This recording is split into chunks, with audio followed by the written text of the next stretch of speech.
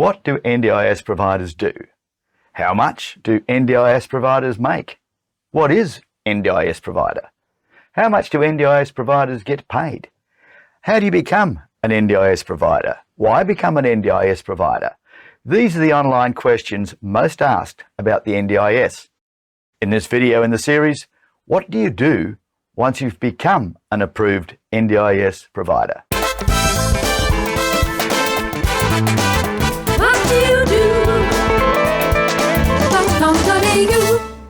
What do you do to tell potential customers that you are a registered NDIS approved provider? It's in the interests of institutions and professions servicing the NDIS space to know your NDIS approved status so that they can become your customers. Let's look at how we find them.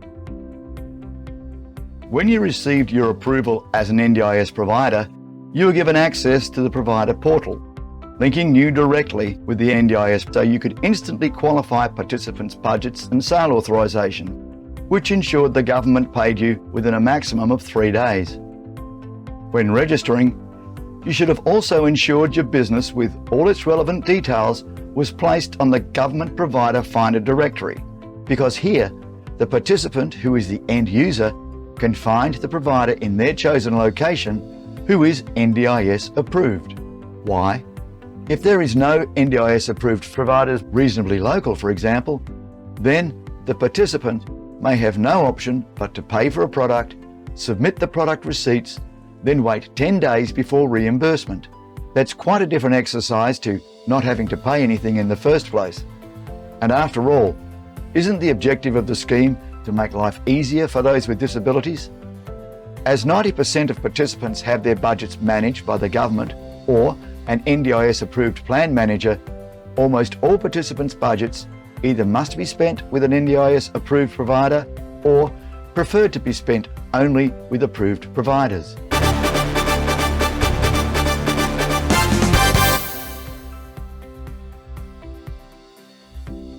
What does that mean? Plan managers are responsible for budgets of participants who are their clients.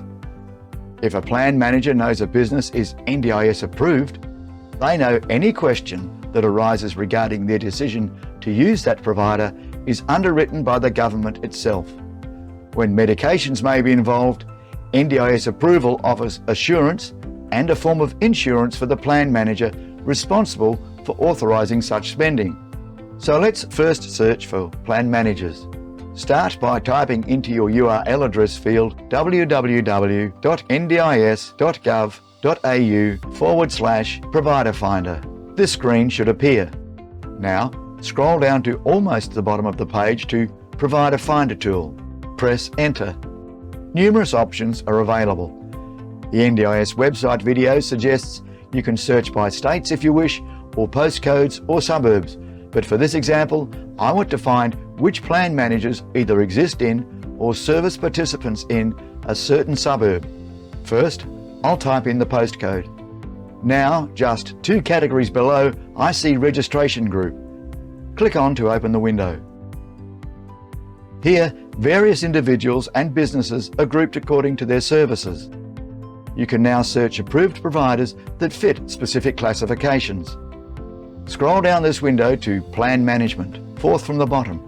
A mouse click will tick that box. To the right of that column, plan managers servicing NDIS participants are listed, along with all their contact details. Scroll back up to your nominated postcode and click on your suburb. To the right of the column, that suburb's providers should be listed.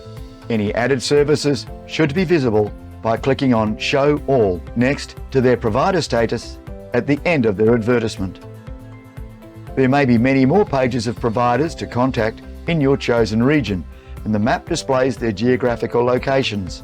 You can widen the search by extending the distance seen here. You can repeat this for as many suburbs as you wish. The map shows exact locations. Below the map are options provided to download the complete list you have generated as either an Excel spreadsheet or a PDF. The data includes registered provider name, outlet name, address, phone number, email address, website, hours the business is open, profession, registration group, whether this is a head office or perhaps a local office of a larger group, and active provider status, meaning whether or not they've serviced participants in your chosen search area within the last 3 months. You have now the data relating to plan managers centered around specific suburbs, postcodes, or more. From this, you can deduce who seems most appropriate for you to contact to alert them of your NDIS approval as a provider, who they can use. There are numerous ways to inform plan managers, for example, such as by email or phone. Here are more groups to contact also. Support coordinators deal very closely with participants, and then there are nursing facilities and so on. There may well be overlaps and repeats in the data, as approved providers can service any NDIS participant in the whole country and may deliver a variety of services. So, to reach the plan managers, local area organisers, support coordinators, nursing facilities, or whomever is operating in the area of NDIS space you'd like to reach, to let them know that you're approved so they can become your clients, this will get you started. So, what do you do to tell potential customers that you're a registered NDIS approved provider?